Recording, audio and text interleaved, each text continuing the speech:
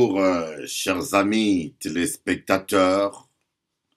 C'est avec une grande joie que aujourd'hui là, nous allons continuer l'émission à nous et nous allons partager ce moment là avec Jésus.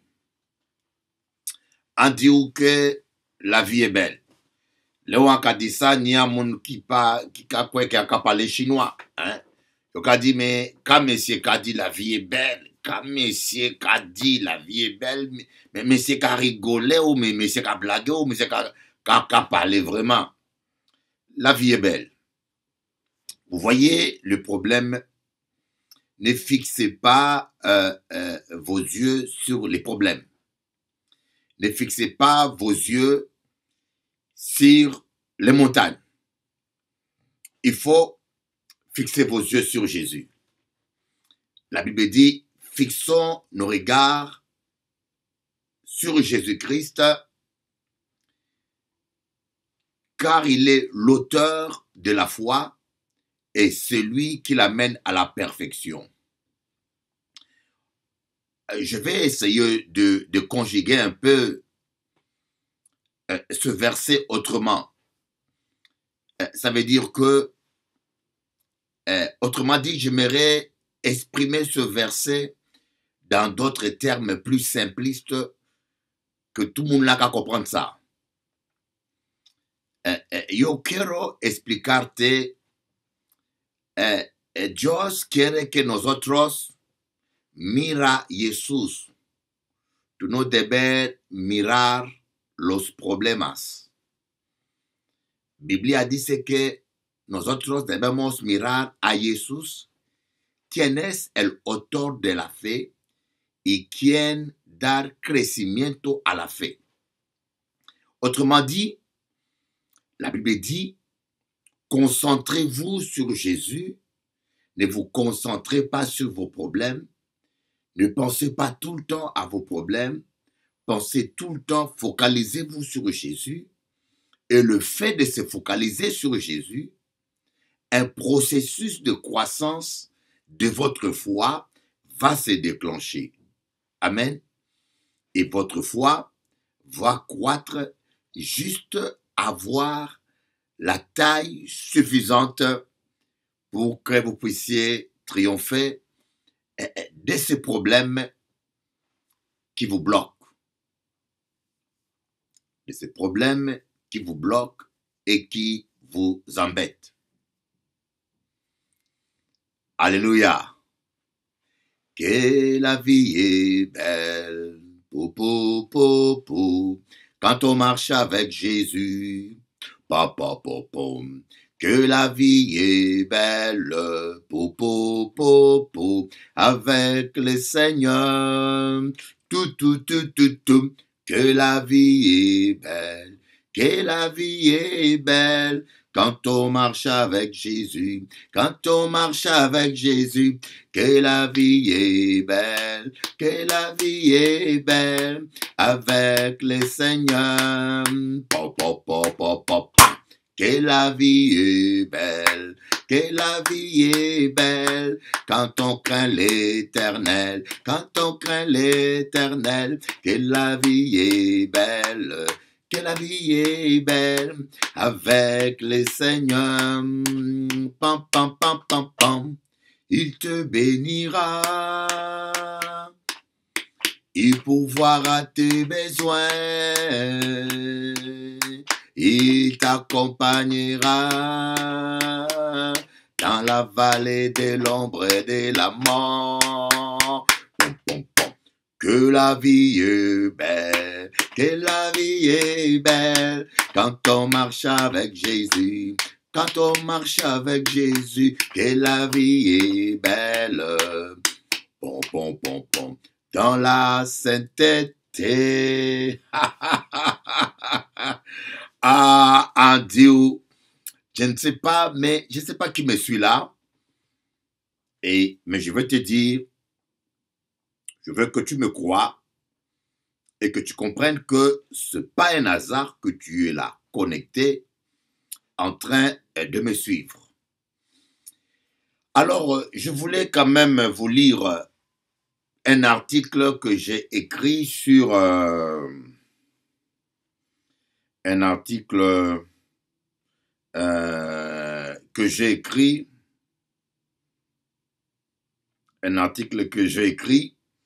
sur les couples.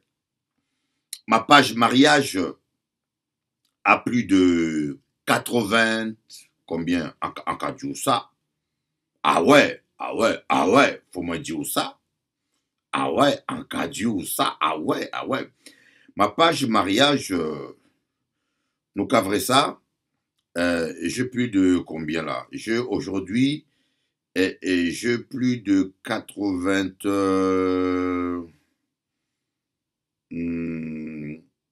en cas mon trésor, je dois avoir plus de 84 000 personnes qui me suivent.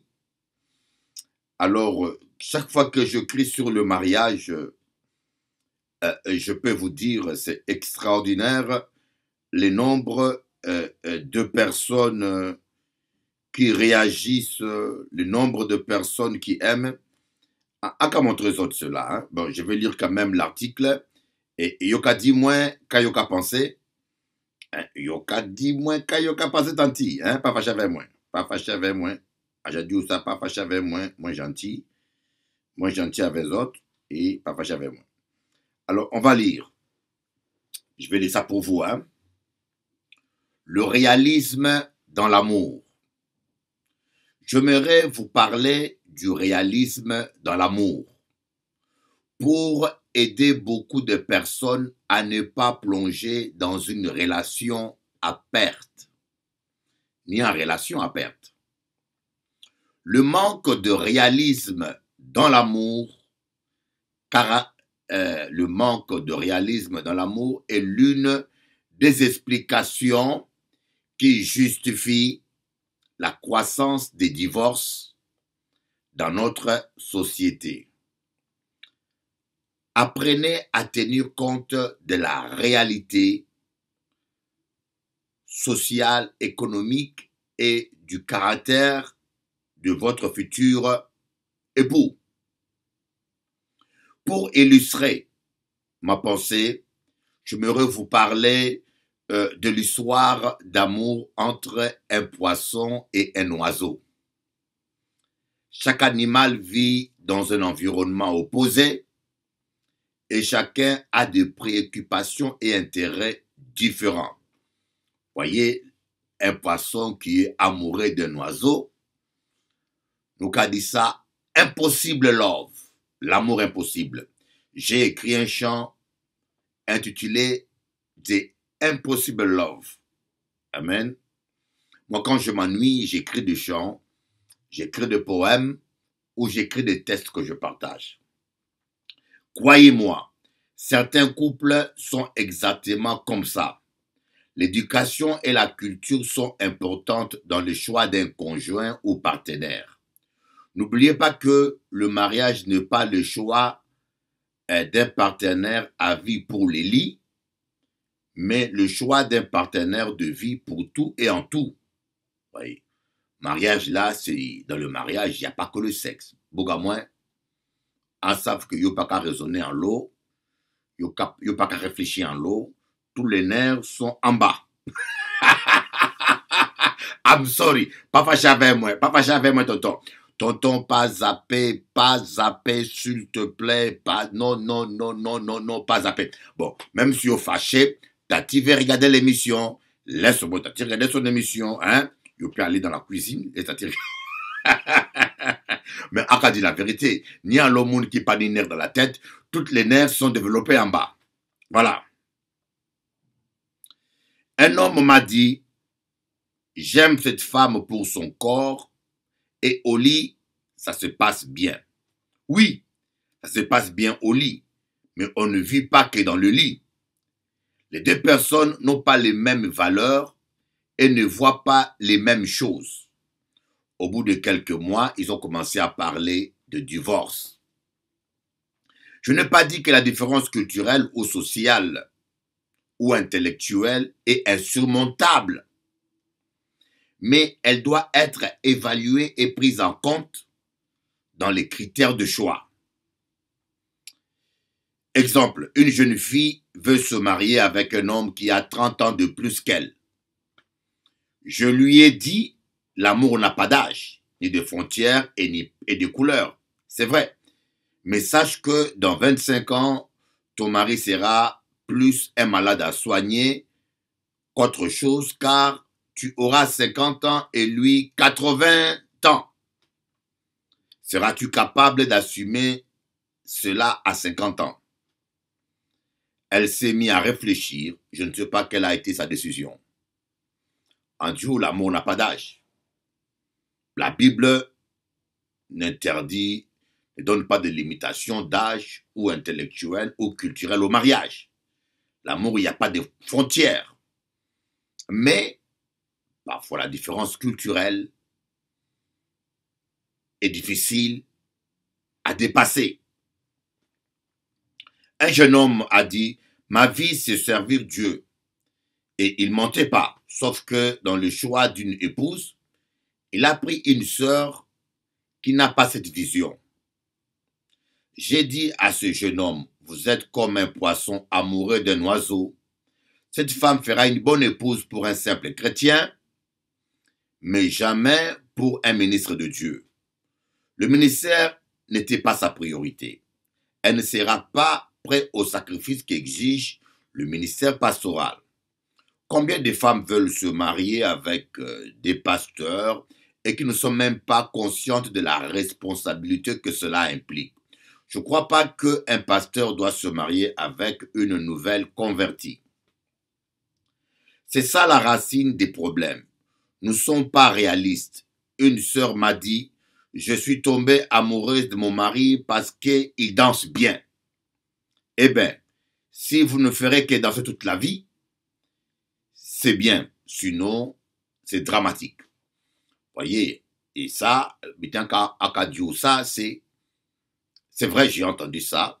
Une sœur qui me dit, je suis tombée amoureux de mon mari, amoureuse. J'aime bien comment il danse. C'est la danse qui m'a séduit. Bon, heureusement qu'il y avait autre chose comme critère. Parce que si vous vous engagez seulement parce que monsieur est bien habillé, et vous ne savez même pas si les habits ont été empruntés chez le voisin ou si c'est les habits des cousins.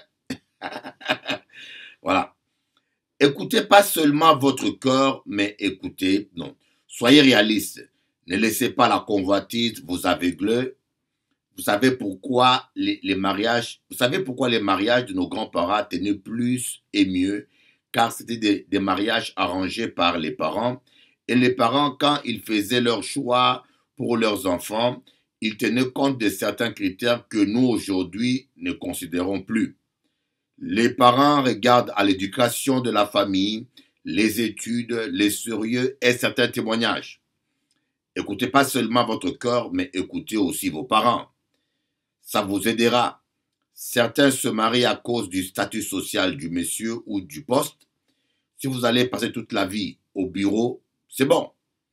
Sinon, il faut tenir compte des autres critères. Vous savez, il y a des gens, ils ont marié parce que monsieur, patron, parce que monsieur ceci, parce que monsieur cela. Une sœur s'est divorcée. Je connais une sœur qui s'est divorcée d'un homme dans ces conditions. Voyez, soyez responsable, soyez responsable. Une sœur s'est divorcée d'un homme après 1 an de mariage parce que son mari était indifférent et peu affectueux.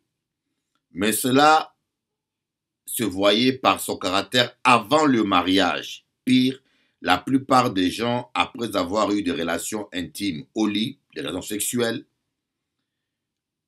perdent toute lucidité. Une jeune femme m'a dit, je n'ai aucune relation intime au lit avec cet homme. Un mensonge énorme comme une montagne. Elle ne sait plus se séparer du monsieur malgré la réalité de l'état de ce dernier qui ne le convenait plus. Une perte d'une telle lucidité ne s'explique que par les rapports sexuels.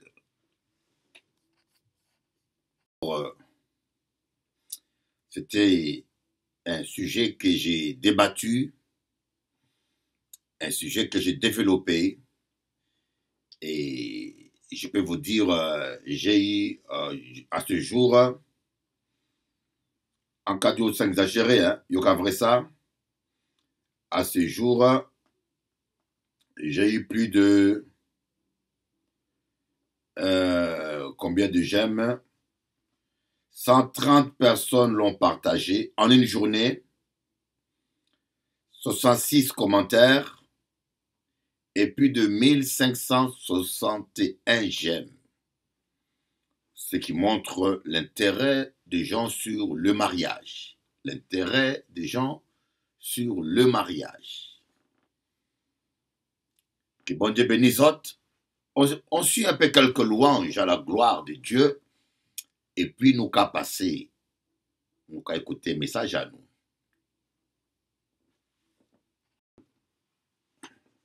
Alors, moi, nous qu'à continuer toujours émission à nous et en vrai, faisons écouter un chant que j'ai écrit sur le racisme.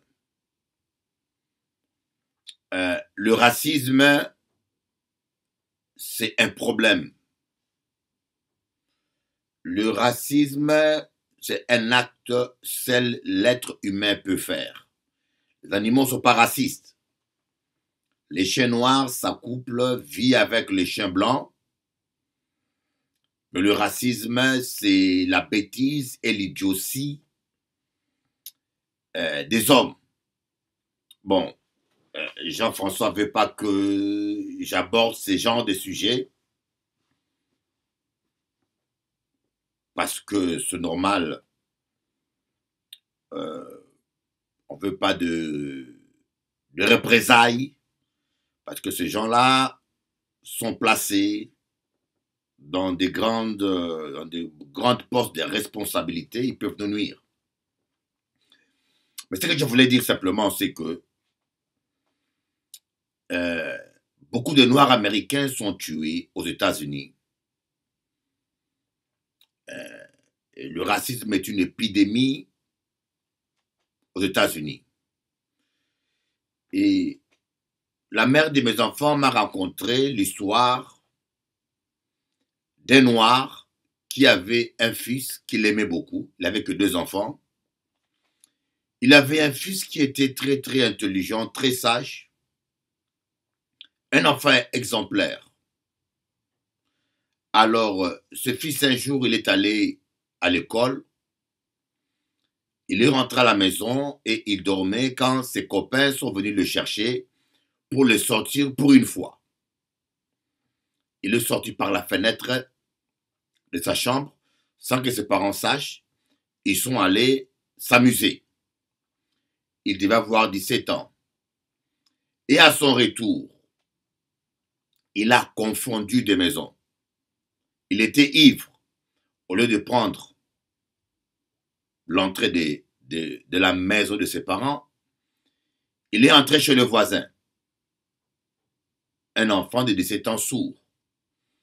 Et il est rentré, le propriétaire de l'autre maison, il a vu un jeune noir dans son salon. Il l'a interpellé, mais comme il était sourd, il ne réagissait pas.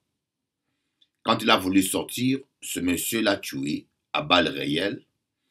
Mais aux États-Unis, on appelle ça la légitime défense. Aux États-Unis, quand vous avez l'argent,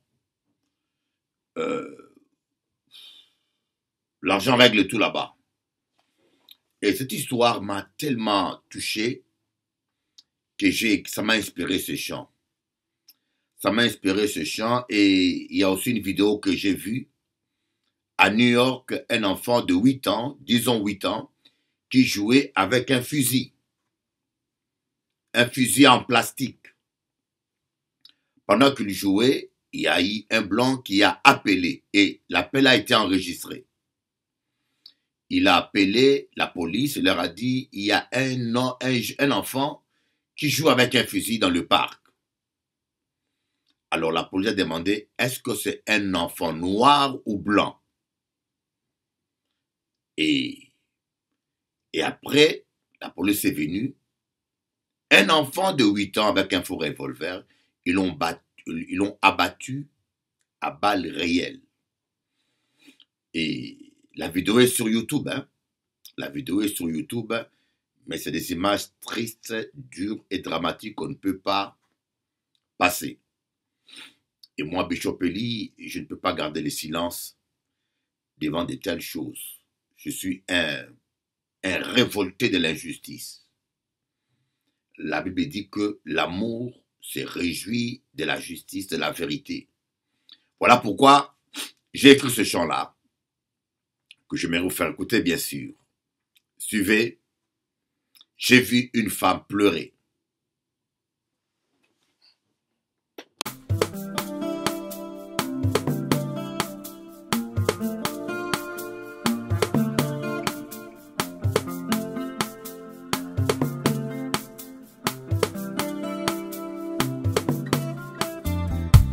I saw a woman crying, she crying, in the night. J'ai vu une femme pleurer, elle pleure, dans la nuit. She crying for his black son, killed by a racist policeman from America.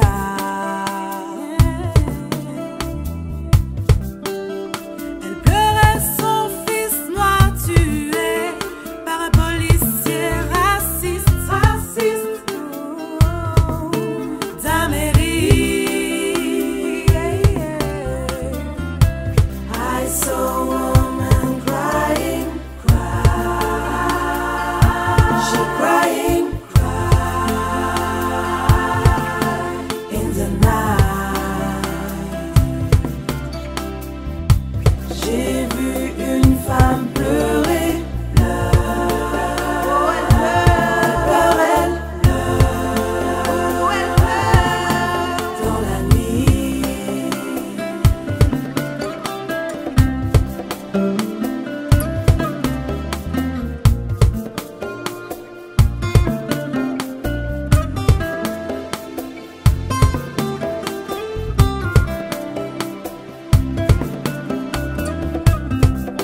She was crying for his young son, killed by a soldier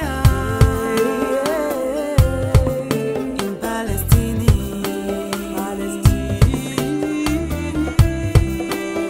Elle pleurait pour son jeune enfant, tué par un soldat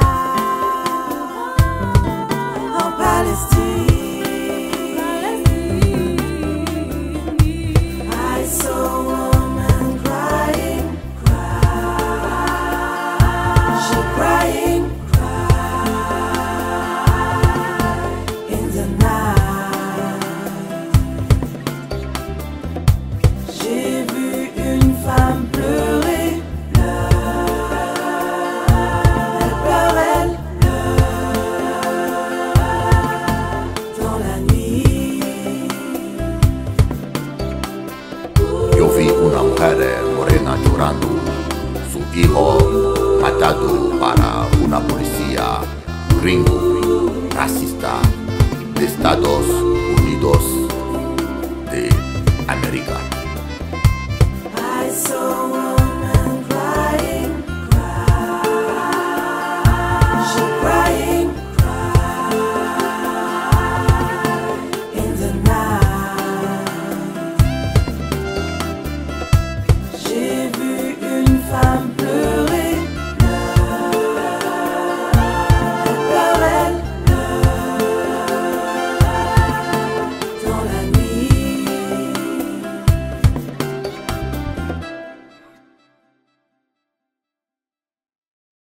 Alors, nous qu'à partager parole à bon Dieu et nous qu'à écouter histoire là ça de cet homme qui était malade pendant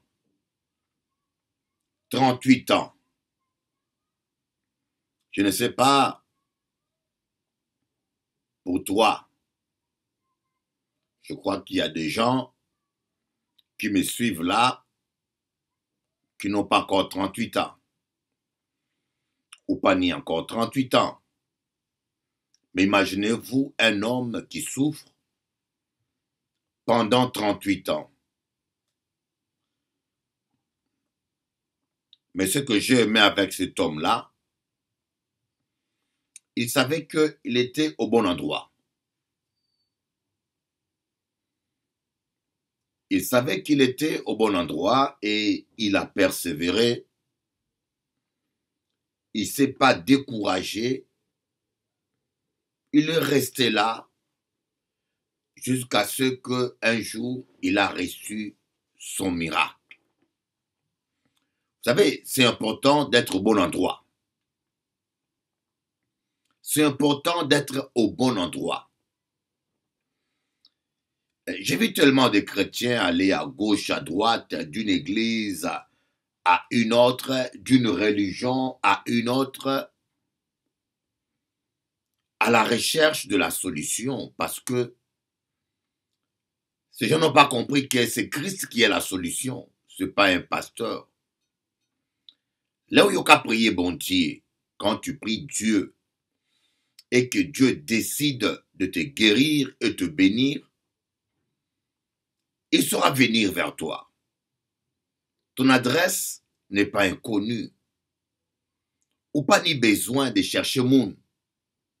Ou pas ni besoin de changer religion ou changer église. Le cas chercher bon Dieu, lorsque tu cherches Jésus, Jésus saura comment te rencontrer. Jésus saura comment te guérir. Je te donnerai l'exemple de Kenneth Hagin, un homme qui est mort à 80 ans, plus de 80 ans. Lorsqu'il avait 12 ans, il était condamné à mort. Il était paralysé dans son lit et il a mis sa foi sur la parole de Dieu. À 12 ans, il a été guéri de son lit sans l'intervention d'aucun homme et d'aucun pasteur. Et aujourd'hui, il y a beaucoup de gourous évangéliques qui exploitent la misère et le désespoir des gens pour les soutirer l'argent. La prière est gratuite. Toute personne qui fait payer la prière, quel que soit le prétexte et la raison, est un faux prophète, un charlatan. Jésus a dit, vous avez reçu gratuitement, donnez gratuitement. Vous avez reçu gratuitement, donnez gratuitement. Moi, je crois à cela. Je crois à la puissance de ce grand Dieu qui aime ses enfants et qui les guérit gratuitement. Bon, avant de commencer l'enseignement, nous qu'à écouter verset là. Lecture biblique. Après cela, il y eut une fête des Juifs et Jésus monta à Jérusalem.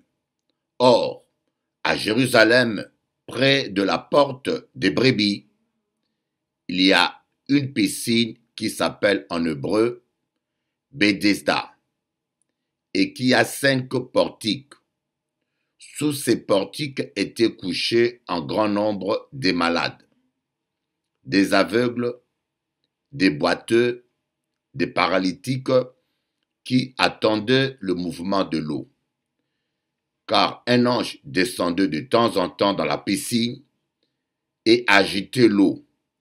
Et celui qui descendait le premier, après que l'eau avait été agitée, était guéri, quelle que fût sa maladie.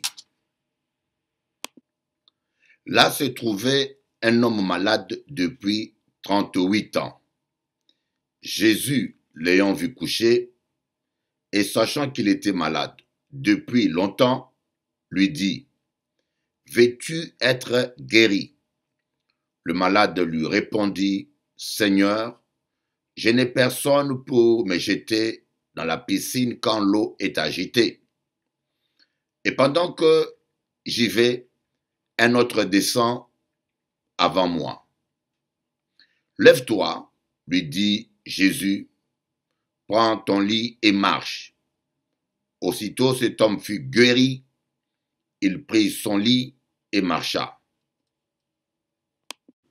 J'ai tellement entendu les gens me dire « Ah, Bishop Eli, ça fait longtemps, moi malade. Ça fait longtemps je suis malade.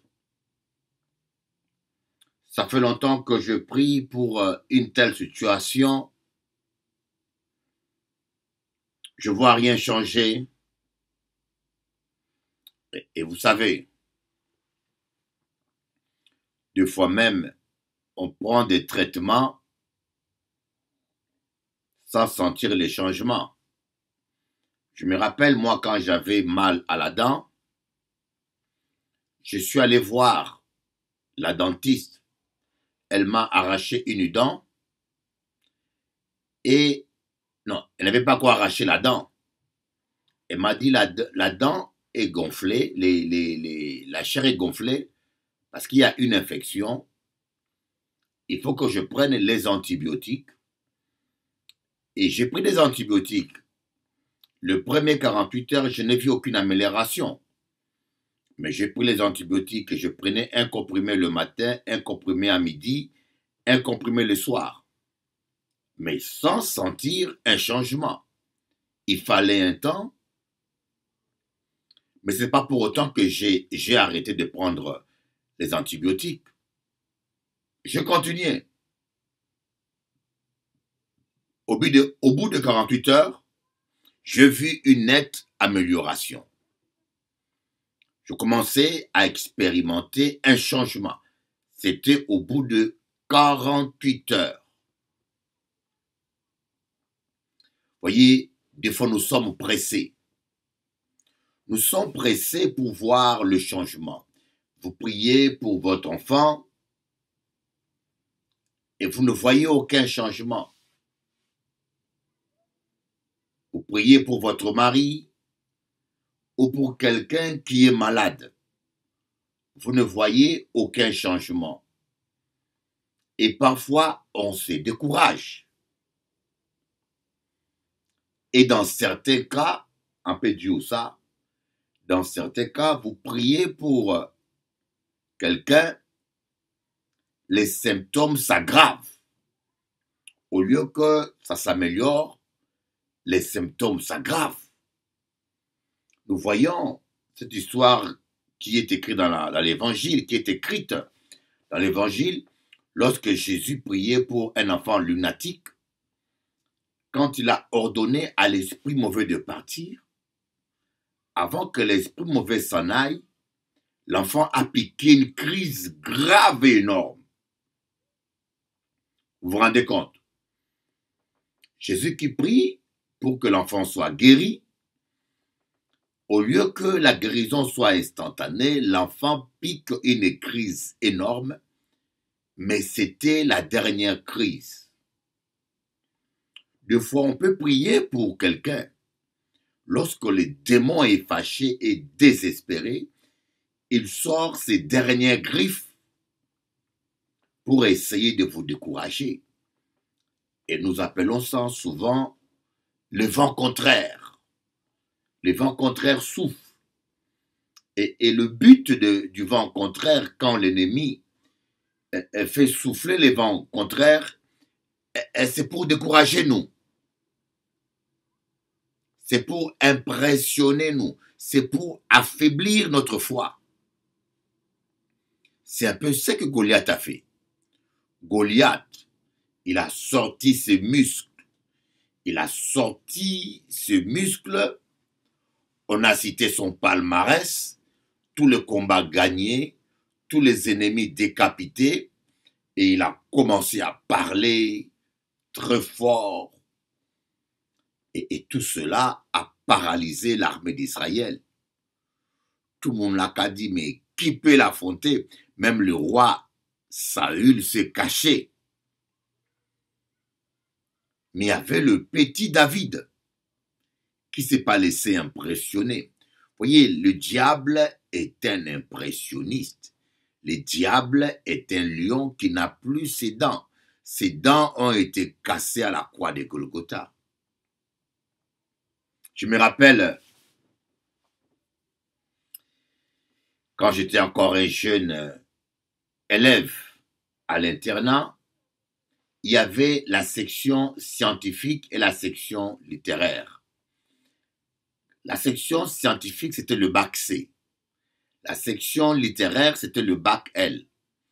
Et nous étions les deux sections dans un même internat. Mais il y avait comme une forme de rivalité entre les deux sections. Il y avait comme une forme de compétition. Mais c'est vrai que les élèves,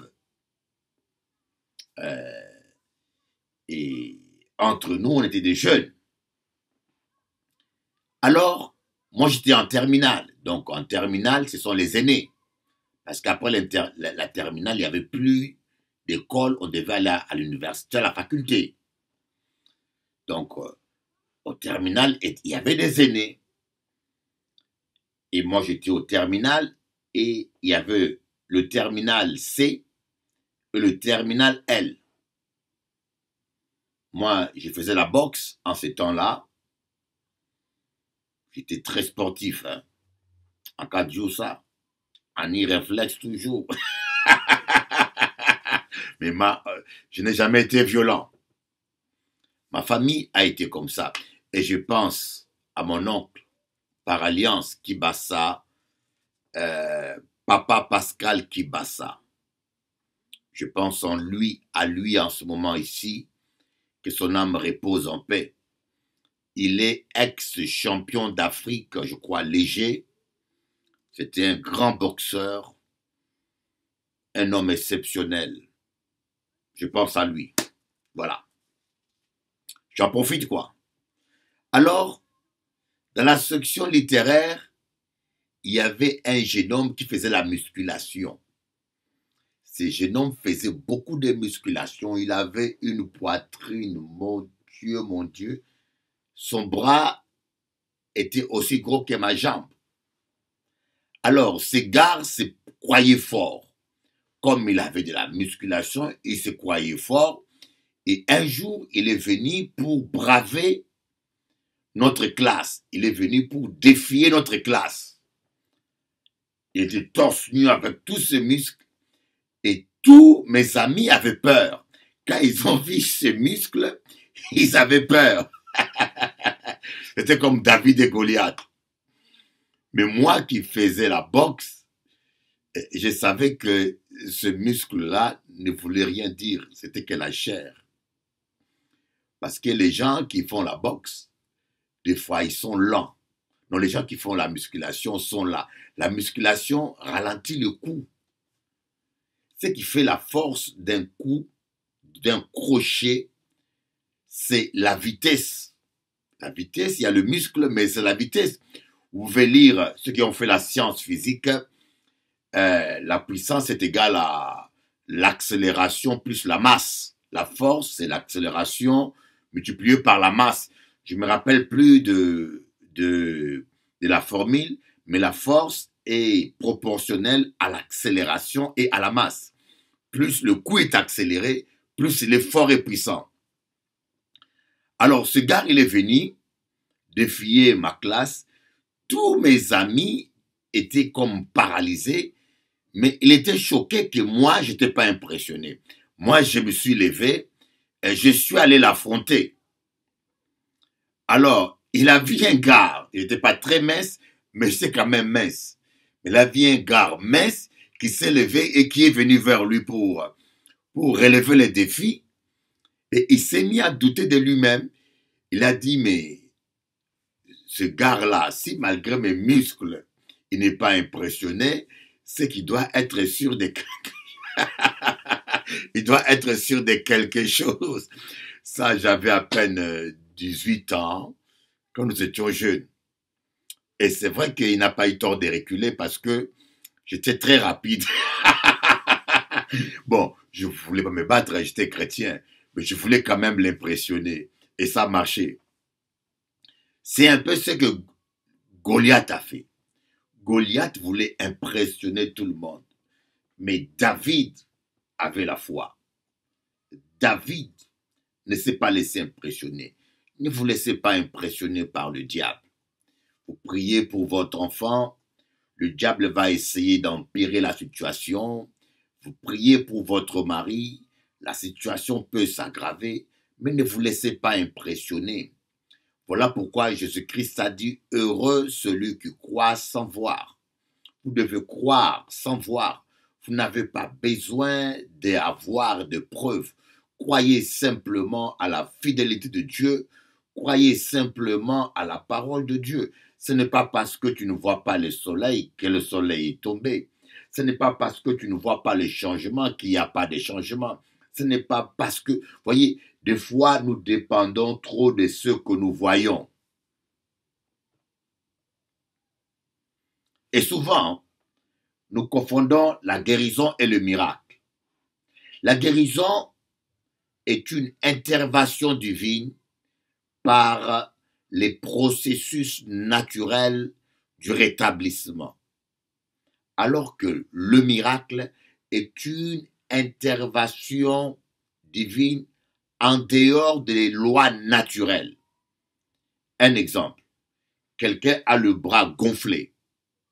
On prie pour lui, brusquement, le bras devient normal, sans aucune explication. Alors que la guérison, ça c'est le miracle.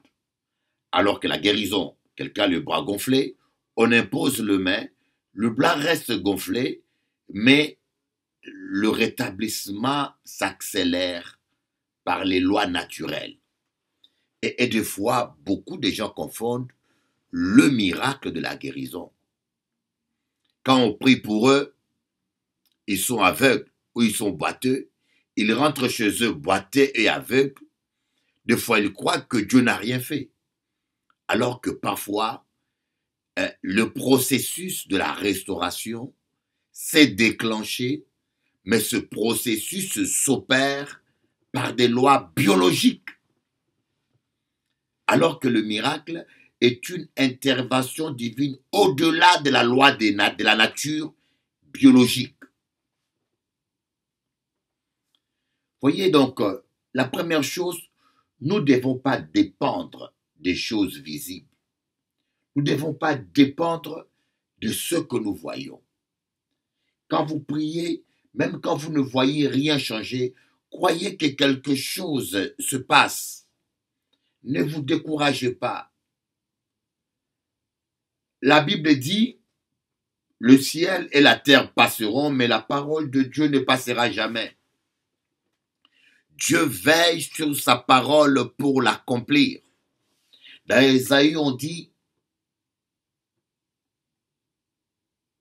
comme l'eau de la pluie arrose la terre et ne retourne pas à Dieu sans avoir accompli sa volonté, ainsi la parole de Dieu ne retourne pas à Dieu sans avoir accompli la volonté de Dieu. Alors pourquoi nous doutons? Des fois on dit, ah, pasteur, ça fait longtemps, à prier, ça fait longtemps, et des fois, Yoka dit ça fait longtemps, c'est seulement 1 an, c'est seulement 2 ans, c'est seulement 3 ans. Mais ce monsieur qui était malade à la piscine de Bethesda, il avait fait 38 ans. Il ne s'est pas découragé. Imaginez-vous que ce monsieur se soit découragé et qu'il se soit déplacé. Il n'aurait pas pu rencontrer Jésus ce jour-là. Heureusement qu'il est resté là où Dieu l'a mis. Ça a pris le temps que ça a pris, mais la parole de Dieu s'est accomplie. Après Dieu, ça prendra le temps que ça prendra, mais Dieu accomplira sa parole dans ta vie. Ne bouge pas, ne quitte pas ton poste, reste fidèle à ton poste, même si les autres plongent les premiers dans l'eau. Voyez, lorsqu'un ange descendait, d'ailleurs j'ai intitulé ce message que je prêchais avant, l'onction aquatique. Un pasteur m'a appelé, il s'est mis à rire, il a dit « Waouh !» Bishop Eli, comment tu as trouvé ça? Onction aquatique. Il était impressionné par le titre. Oui, l'onction aquatique, c'est l'onction qui reste dans l'eau. Vous voyez, un ange descendait, elle secouait l'eau et l'onction aquatique restait dans l'eau. Vous voyez, la première personne qui plongeait dans l'eau était guérie. Et ce monsieur qui était paralytique, bien sûr, c'est normal, il ne pouvait pas se déplacer seul. Le temps qu'il se lève, il y avait toujours quelqu'un qui plongeait avant lui. Mais il ne s'est pas découragé, il est resté à sa place, il a persévéré, il a persévéré, il a persévéré, il a persévéré, il a percé vers Jésus, il a persévéré, il a persévéré, jusqu'à ce que la piscine s'est déplacée. Akadiou, la piscine s'est déplacée. Jésus lui-même s'est déplacé vers lui.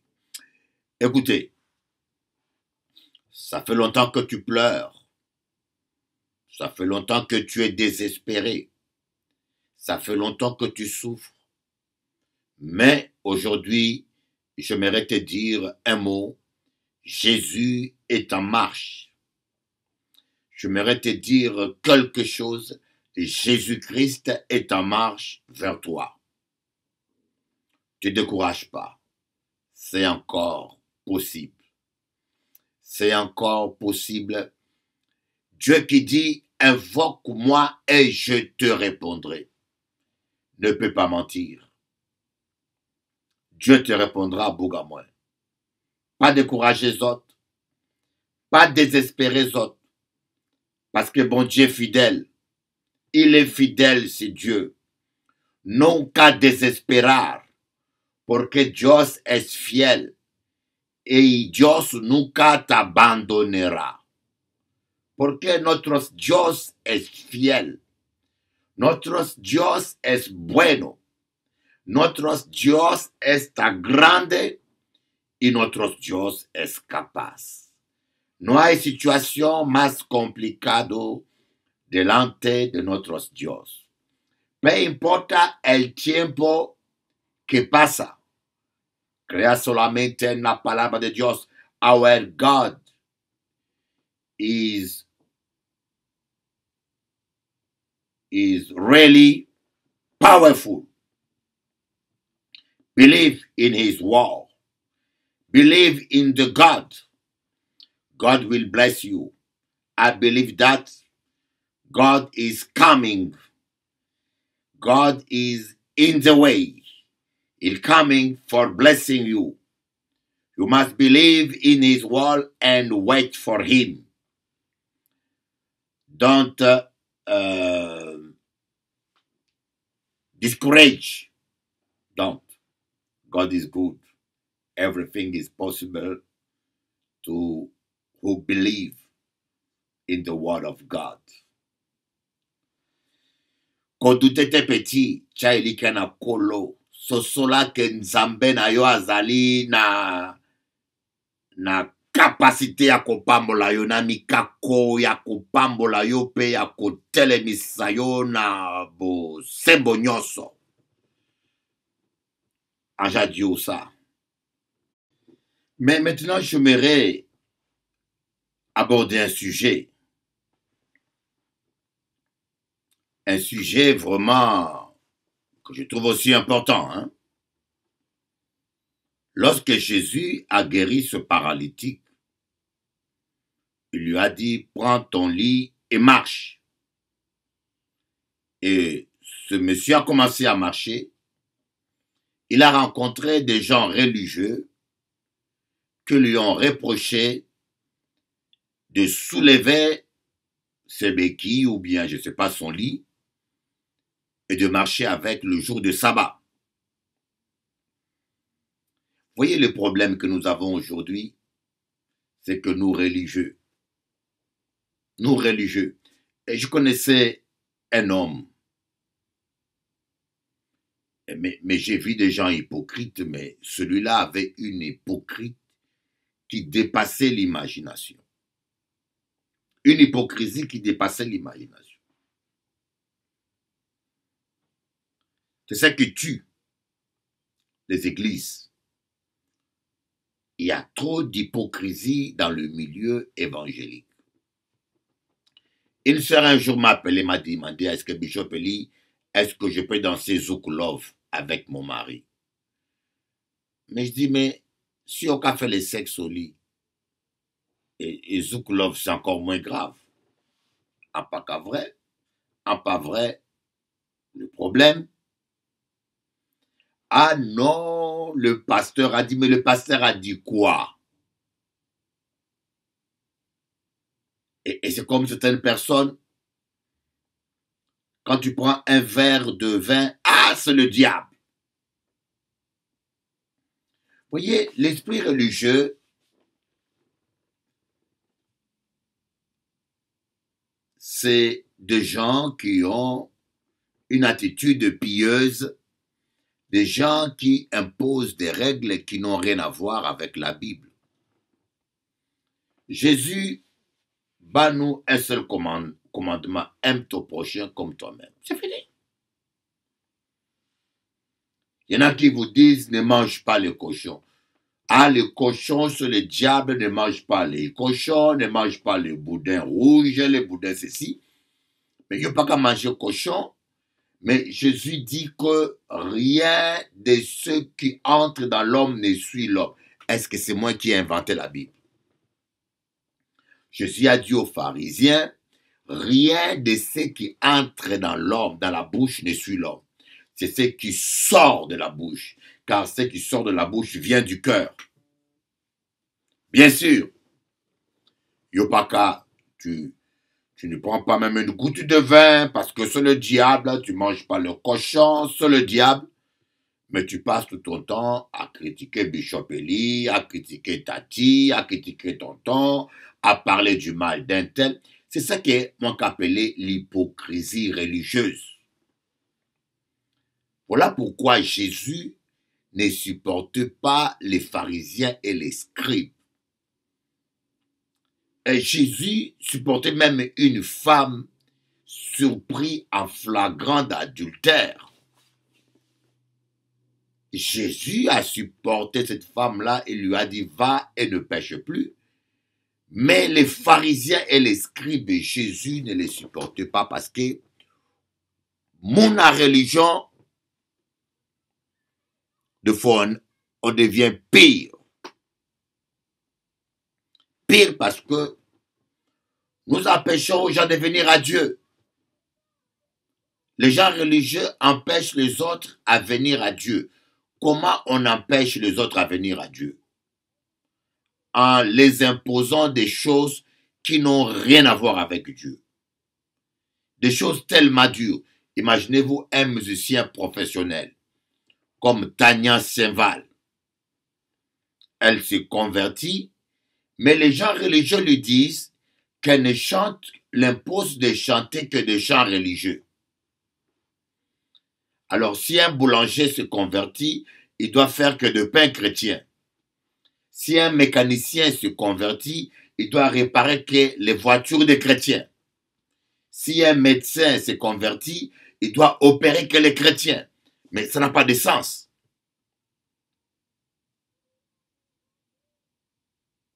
Il y a même certains chrétiens. Tous les chants qui ne sont pas religieux sont diaboliques.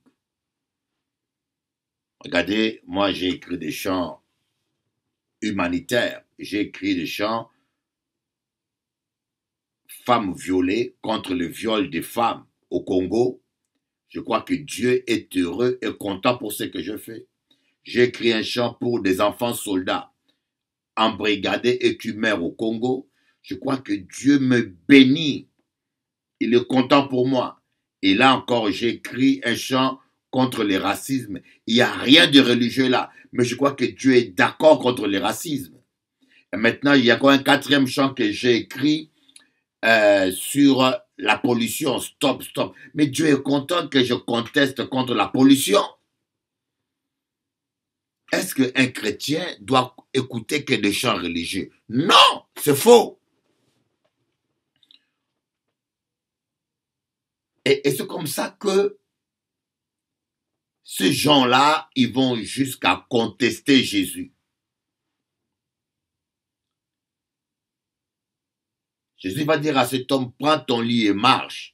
Mais les hommes religieux vont commencer à condamner Jésus. Je connais un pasteur, lui, lorsqu'il y avait fête à l'église, il dansait même pas. Un jour, je pris sa femme, je l'ai mis devant l'église pour qu'il danse avec sa femme. Il a fait honte à sa femme devant toute l'église. Mais monsieur sérieux, hein? Monsieur pasteur, il n'a pas qu'à danser même. Je n'ai pas connu plus sérieux que lui. Mais tout cela, c'était l'hypocrisie. Parce qu'avec le temps, on a découvert le poteau rose. Il avait une maîtresse.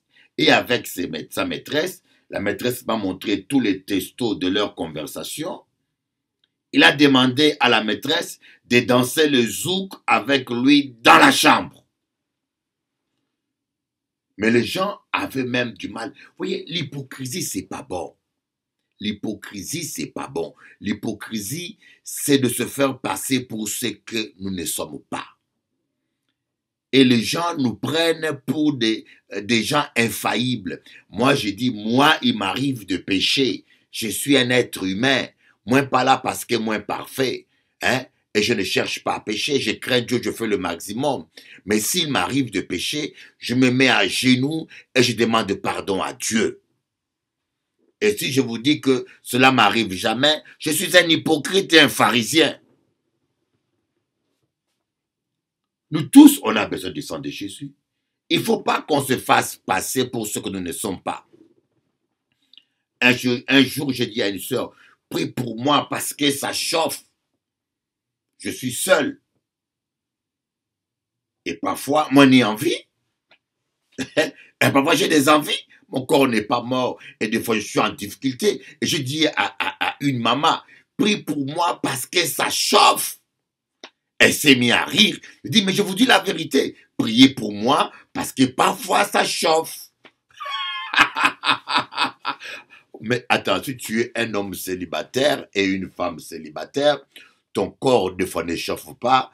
Monsieur, il te faut te soigner. C'est que tu as un problème sérieux.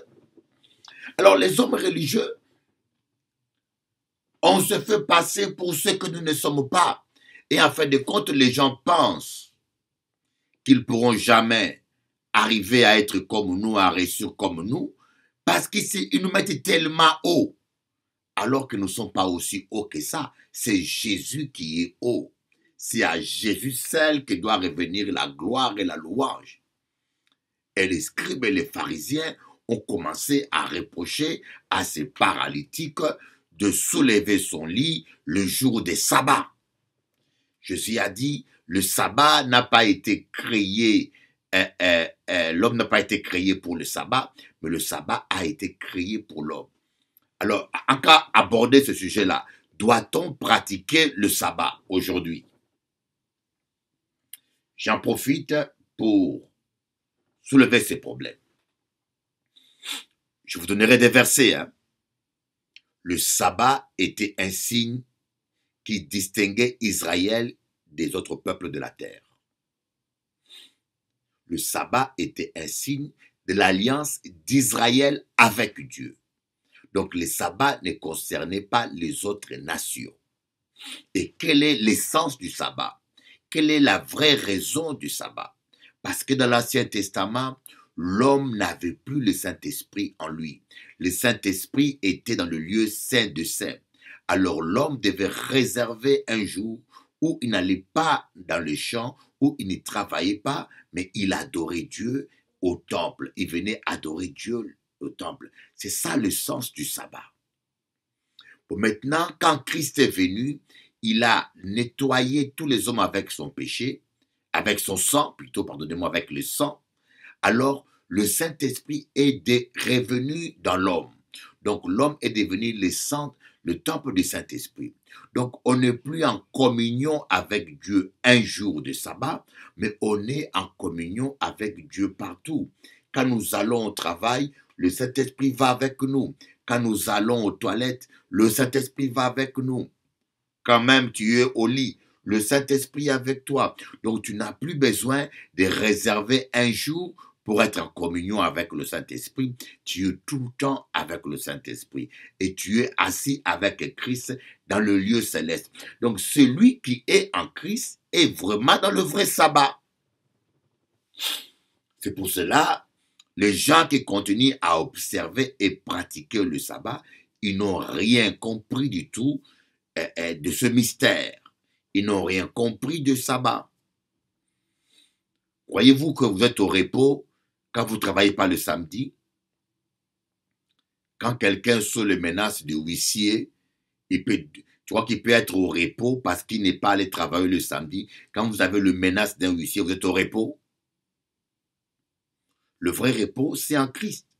Voilà pourquoi Jésus a dit, le Fils de l'homme est le maître du sabbat. Le Fils de l'homme est le principe du sabbat. Celui qui est en Christ, il est assis avec Christ à la droite de Dieu.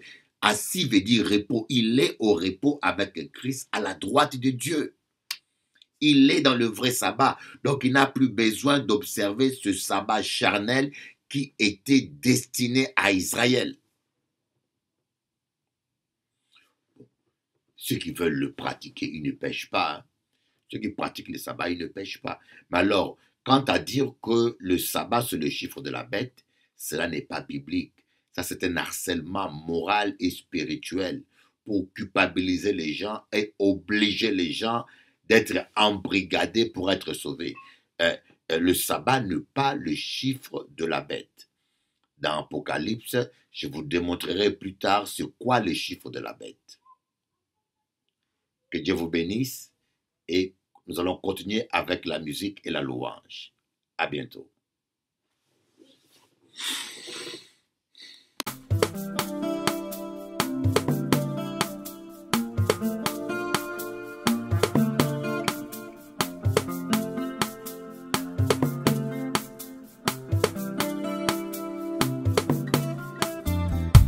I saw a woman crying, she crying, in the night. J'ai vu une femme pleurer, elle pleure dans la nuit. She crying for his black son, killed by a racist policeman from America.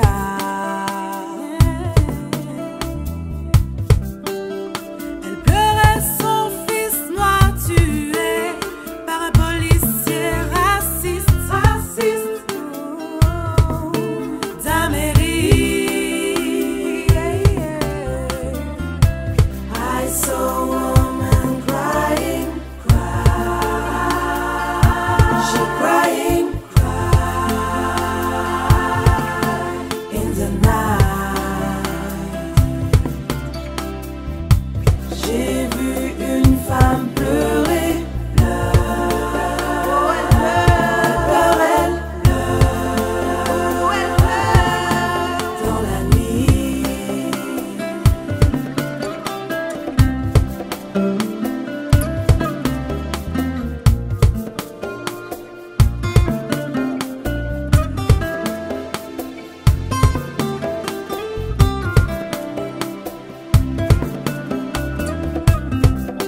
She was crying for his young son, killed by a soldier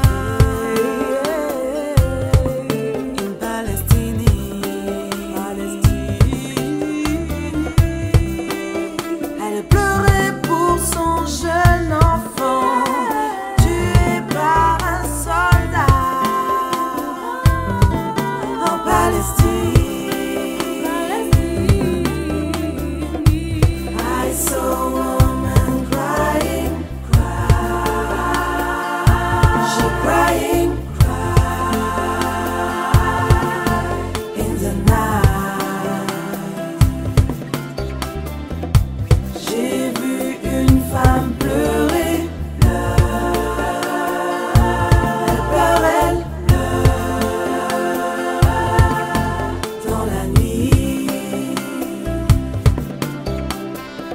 yo vi una mujer morena llorando, su hijo matado para una policía gringo, racista de Estados Unidos de América.